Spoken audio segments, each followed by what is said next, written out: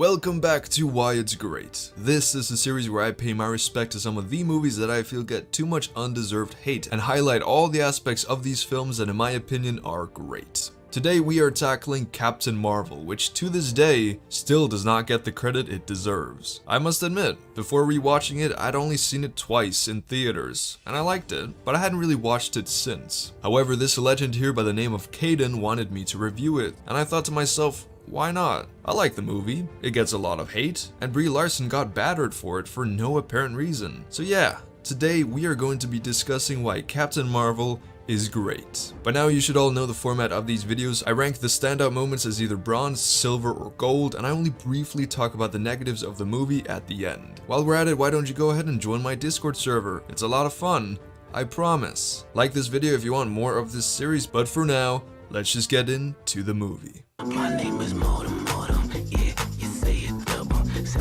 So those of you who don't like this movie, you may be wondering to yourself, how can this movie possibly be great? Well, I mean, put simply, it starts with a tribute to Stan Lee. So even if you hate this movie, even if you think Brie Larson is the spawn of the devil and that everything she touches is garbage, then you'll still agree with me that this movie does at least one thing right. And if you don't agree with that, then brace yourself, because an entire fucking fandom is coming for you. Don't disrespect Stan Lee. But anyways, let's just start off this review with the obvious positives that are just typical in all MCU movies, and they're the reasons that even the bad ones are usually still alright to watch. Firstly, the visuals in this movie look great. Everything from the scrolls to Planet Hala to the dream illusion thingies to the big space battle at the end, visually it all looks great. The soundtrack is also pretty good. The score helps you feel the emotions in a lot of the scenes, but it's subtle, and I like that. And the licensed music usually creates a certain vibe, and you either like it or you don't. I like it, but I understand if some of you don't really care for it. And lastly, the fight scenes are pretty entertaining for the most part. Surprisingly, the choreography is better than a lot of the other MCU movies. And we'll talk a bit more about some of these fights later, but yes, all these aspects of the movie are good. They work. But now let's properly dive into the unique things that makes Captain Marvel special, and truly worthy of some of your love too.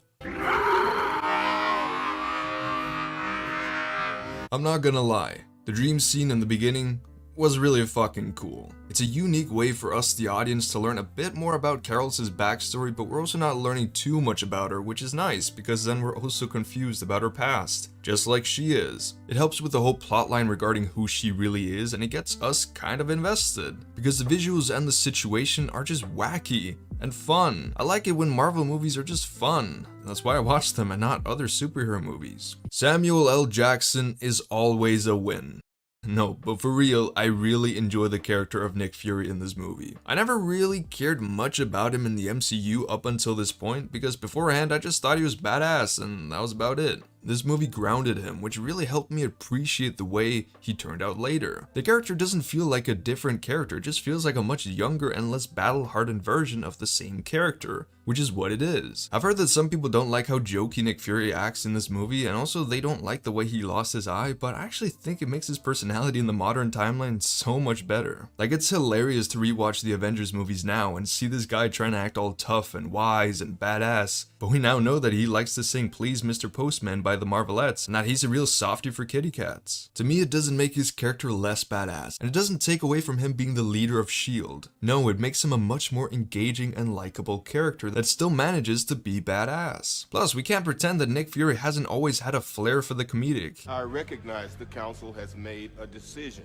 but given that it's a stupid-ass decision, I've elected to ignore it. He has some great comedic moments and one-liners throughout the MCU. But back to Captain Marvel though. I'm not even joking. I think Nick Fury in this movie is fucking great. Might even warrant him a silver medal. But maybe I'm being a bit too hasty. We'll discuss this more later. Carol versus the Skrull on the train is fun, and it proves how much potential for entertainment the whole Skrull dynamic has. From Carol punching an old lady, to that same old lady doing high flyer Rey Mysterio kung fu tricks to kick Carol's ass, to Coulson actually being a Skrull. It's just a very engaging sequence to me, and if anything, it kept my attention on the screen, which is honestly not easy to achieve. I get bored very easily. Now, one thing I really like about this movie is not the extravagant car chases or the stunning visual effects, No, it's when the characters just talk. Yeah, the thing I love most about the MCU movies is when the characters just talk, especially since most of them are very charismatic. The dynamic between Carol and Fury is actually quite fun to watch. We have the bar scene where they're interrogating each other, we have the scene in the car where Fury tells her about the name Fury, and we have the airship scene with Goose, which reminds me, Goose. Goose is fucking adorable. Goose deserves the world. Goose gives me life. Goose is an instant gold moment. I don't even care. But anyways, I love the moments where the characters just talk. They're always either funny scenes or packed with emotions and meaning. And the characters in the movie are well written. We have Nick Fury, of course, we have Maria Rambeau, we have Talos, we have Monica Rambeau, we have Carol Danvers. And yes, we'll get to her later, don't worry. But the characters are just fun and engaging. And maybe it's just me, but I'm giving the characters of the movie a silver medal. Yes, I'm that guy. Then we have Carol and Maria's chat, which is a silver moment. It's easily one of the most emotionally resonant moments in the film, and it's in large part due to Lashana Lynch's performance. We barely even know this woman, but she still manages to make us care about her, her daughter, and her relationship with Carol, all in one monologue. It's a very powerful scene, and even the people who hated this movie enjoyed this scene. And then Talos tells Carol the truth. And this is the sequence where Talos becomes a fucking legend. He's easily my favorite character in the film, and that's saying something because I like most of the characters. But Talos takes it from me. It's of course in large part due to Ben Mendelsohn, who kills it with his hilarious but also heartfelt performance. But also the writing just works. The twist that the Kree are the villains and the Skrulls are just oppressed, fighting a hopeless war so that they can save the remnants of their society, it's a good twist, because we get invested in the plotline. Realizing that everything Talos did was for his family and his people is just the icing on the cake. Talos is a wonderful character, and I can't wait to see more of him later in the MCU. However, Maria again slays it in this scene, with that brilliant performance. She really helps ground Carol's character, which is great because Brie Larson's acting in the scene is a bit off, and definitely not her best work, but it's not that bad, and alongside Maria and Talos, the emotions still come through, so overall, good scene. However, while we're on the topic of Brie Larson, let me just say this. I don't fucking understand what people's problem with Brie Larson is. Yes, there are a couple scenes in this movie where her acting is a bit stale, but all actors have bad periods. It's not something to hate her for. Oh, is it her one-liners and sarcasm, which by the way most Marvel characters do too. But oh no, when it's a woman acting the same way a man does, then it's just misandry. Listen, if you want to watch a video where I defend Brie Larson from anti-SJWs and the hate she faced, then the video is on screen right now or in the description. It's about geeks and gamers, so brace yourselves. Anyways, Brie Larson does a decent job in this movie. I actually like her performance for the most part. Her chemistry with Samuel L. Jackson is so entertaining, and she actually handles her comedy quite well. Brie Larson does not deserve the hate she gets, and I'll keep saying that until the hate stops. Please, just leave her alone. However, then Carol and Monica have their little chat, where they choose the Captain Marvel colors. And again, it's a conversation between characters, so of course, I like it. That's it. That's all I had to say. It's cute. Then we have the "yeah, I'm human" scene, which in my opinion is also a silver moment. Maybe it's cause I grew up watching Naruto, but I love myself a good never give up moment. And no matter how cliche it is, there's still a reason that it is a cliche. Because if done well, then it's fucking amazing. I just love when characters get beat up and pushed to the ground over and over again, but they never truly lose because they won't stay down. Yeah, that shit's motivating. I also feel like this is a really important moment for Carol as a character within the MCU. Captain Marvel is one of, if not the strongest Avenger we have, and it's important to show her having actual human qualities and traits, because otherwise, we wouldn't care about her. It's important for us to see that she's a true fighter whether she has powers or not. It's the same treatment as Tony Stark and Steve Rogers. They're more than just a guy in a suit of armor and a super soldier, and I like that. This is a powerful moment. Anyways, those are the standout moments of the film. Rewatching this movie has been a treat because it's a lot better than a lot of people give it credit for. Beyond what I've already said so far, this movie is surprisingly funny. Like we said before, the scenes with Nick Fury are very entertaining and they actually made me laugh. Talos absolutely stole this show, and this scene is proof of that. But now I stand before you As my true self, without deception. And who is that out there?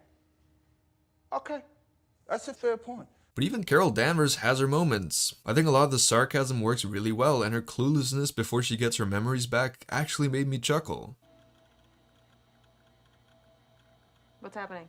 This movie is one of the funnier MCU movies in my opinion, and I didn't think I'd be saying that before I watched it. However, naturally the movie has its flaws. It is not, by any means, a perfect movie, and it's definitely not the best MCU movie in my opinion. For example, the beginning part in space and the end battle chase scene are a little weak compared to the middle act, which is actually really fucking good. Everything that happens on Earth and on that small space station are really enjoyable, but the parts with the Kree and Ronan just fall a bit flat to me, which is a bit sad because otherwise this movie would be fantastic. The good thing, however, is that the middle portion of this movie is a large majority of the movie, so the flaws aren't really that serious because they're not there for very long. However, another thing I don't like about this movie is Jan Rog. I had to look up that name because he's so forgettable. I mean, this guy is technically the villain of the movie, but we don't really care about him as a person, we don't really understand his motivations in any grounded sense, and overall, he just falls flat as a character. He plays a nice part in Carol's character arc, yes, but other than that, I don't really give a damn about Jan Rog. Jude Law is still Bay though. So yes, this movie is not perfect. In my opinion, it has two quite large flaws. However, the movie still has so much awesome story to give, and it would be such a shame for you to neglect this movie just because you don't like Brie Larson. Even if you don't agree with everything I've said in this video, you can at least agree that it's entertaining to a degree. The jokes land, the characters are engaging, the fights are fun, but the character dynamics are where the movie really shines. I'm so tired of people treating it like it's one of the worst MCU movies just because of their personal issues with Brie Larson and anything related to feminism. It's honestly one of the better MCU movies, and hopefully in due time it will get the respect it deserves, but until then, why don't you go ahead and tell me your thoughts on the movie down below. And also while you're at it, give me recommendations for movies to review for the next installment of Why It's Great. But other than that, I hope you all have a wonderful day, stay safe and peace out.